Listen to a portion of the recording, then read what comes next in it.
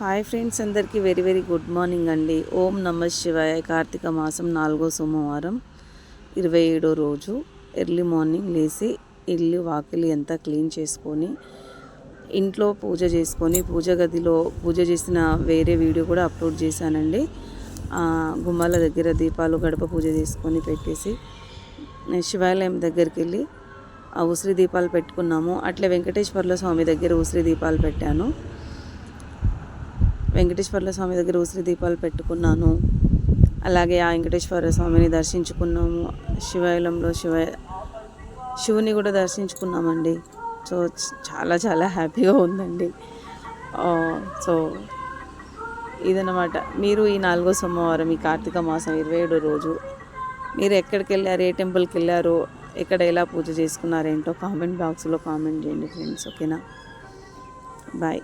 అందరూ బాగుండాలి, అందులో నేను ఉండాలి. ఓకేనా ఫ్రెండ్స్? బాయ్.